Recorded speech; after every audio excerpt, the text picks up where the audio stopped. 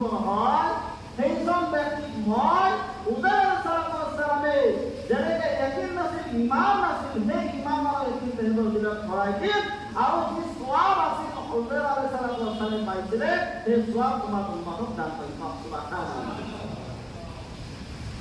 তো তাৰপিছত কি আহিলে মাগৰিবৰ নামাজ। মাগৰিবৰ নামাজ কোন নবীৰ জৰিয়তে পাইছিলে আমাৰ দৌৰ জাহানৰ মধ্যে ৰহমাতুল লিল আলামিন।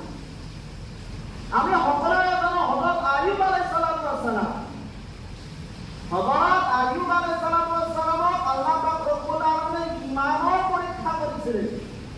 ঈমানৰ পৰীক্ষা কৰিছিল যে ঈমান কেৱল মজবুত আছে না নাই তাৰ ওপৰত আল্লাহ পাক ৰব্বুল আলামিনে কি কৰিছিল আইয়ুব আলাইহিস সালামক ঈমানৰ পৰীক্ষা কৰি চাইছিল। তো এদিনাখন কি হ'ল তেহেঁতৰ কি হৈ গ'ল তেহেঁতৰ বেমাৰত লিপ্ত হৈ গ'ল, অসুস্থ হৈ গ'ল আৰু এনেকুৱা হৈ গ'ল গোটেই কাপোৰ পোকেৰে ভৰপূৰ হৈ গ'ল। তেতিয়া আইয়ুব আলাইহিস সালামে যেতিয়া ভৰপূৰ হৈ গ'ল তেহেঁতৰ ইমান আইয়ুব আলাইহিস সালামে আগৰ পৰা আছিলে। তেতিয়া তেহেঁতৰ বিবিৰ লগত অলপ তৰ্ক বিতৰ্ক হৈ গ'ল। তেহেঁতৰ বিবিৰ লগত তৰ্ক বিতৰ্ক হৈ গ'ল, হোৱাৰ পাছত বিবি আহাৰ হৈ গ'ল, চাৰিদ হৈ গ'ল। তেতিয়া আল্লাহ পাক ৰব্বুল আলামিনে আইয়ুব আলাইহিস সালামক কৈছিলে হে আইয়ুব তোমাৰ ওপৰত মই নাৰাজ হৈ গ'লো কাৰণ তুমি বিবিৰ ওপৰত নাৰাজ, মই তোমাৰ ওপৰত নাৰাজ হৈ গ'লো, মই তোমাৰ ওপৰত নাৰাজ হৈ গ'লো। তেতিয়া আইয়ুব আলাইহিস সালামেৰ ওপৰত যদি আল্লাহ পাক ৰব্বুল যিকি নবী হয় তেহেঁতৰ ওপৰত যদি নাৰাজ আল্লাহ পাক ৰব্বুল আলামিনে হৈ যায় তেহেঁতৰ কেনেকুৱা অৱস্থা হয়। আইয়ুব আলাইহিস সালামে এনেকুৱাকৈ কান্দিছে, ইমান দিন কান্দিব লগা হৈছে আৰু কান্দি কান্দি ভাগৰি গৈছে, দেহাত একো নাইকিয়া হৈ গৈছে, দেহাত একো নাইকিয়া হৈ গৈছে। এনেকুৱাকৈ আইয়ুব আলাইহিস সালামে কান্দিছিলে।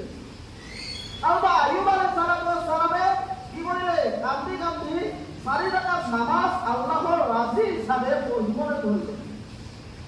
4 ৰাকাত পঢ়িবলৈ ধৰিছিলে, নিয়ম 4 ৰাকাত আছিলে আৰু আইয়ুব আলাইহিস সালামে যেতিয়া 4 ৰাকাত নামাজ পঢ়িছিলে এনেকুৱা কান্দিছিলে প্ৰথম ৰাকাত কিবা কি হৈ গ'ল উঠি গ'ল, দ্বিতীয় ৰাকাতো উঠি গ'ল, তৃতীয় ৰাকাতত যেতিয়া উঠিবলৈ ধৰিলে তেতিয়া আইয়ুব আলাইহিস সালামৰ সেনেকুৱা সম্বল নহ'ল, শক্তি নাপাৰে, তেনেদৰে তেহেঁতে বৈঠকত পঢ়িব লগা হৈ গ'ল।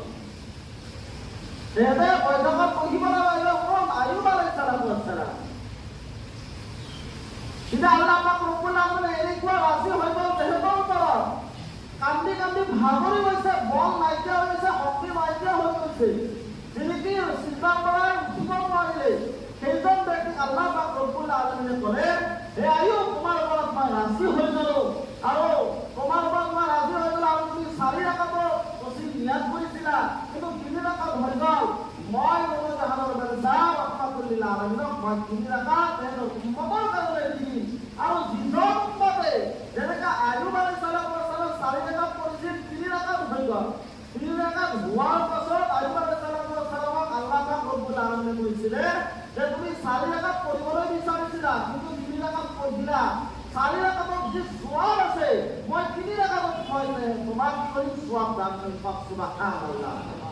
তেতিয়াৰ পৰা মাগৰিবৰ নামাজ 3 ৰাকাত হৈ গ'ল আৰু আল্লাহ পাক ৰব্বুল আলামিনে কৈছে হে দৌৰ জাহানৰ বাদশাহ ৰহমাতুল লিল আলামিন, হে প্যাৰা দোস্ত, হে হবিব, হে ৰাসূল, তোমাৰ উম্মতক মই 3 ৰাকাত নামাজ মাগৰিবৰ নামাজ দি দিলো আৰু যিজন ব্যক্তিয়ে মাগৰিবৰ নামাজ 3 ৰাকাত পঢ়িব সেইজন ব্যক্তিক মই আইয়ুব আলাইহিস সালাম যেনেকৈ মই 4 ৰাকাতৰ সোৱাব দিছো কিন্তু তেনেদৰে তোমাৰ উম্মতক মই 4 ৰাকাতৰ সোৱাব দান কৰিম সুবহানাল্লাহ।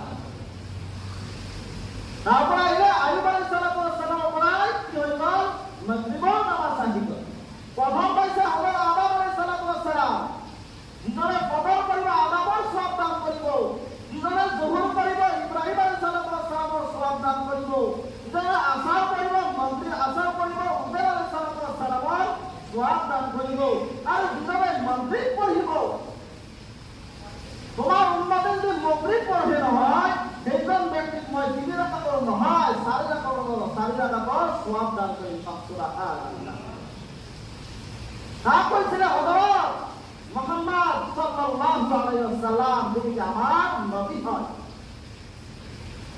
দ্বিতীয় নবী সাল্লাল্লাহু আলাইহি ওয়াসাল্লাম কান্দিবলৈ ধৰিলে। তাৰ ওচৰত আল্লাহ পাক ৰব্বুল আলামিনৰ ওচৰত মেৰাজ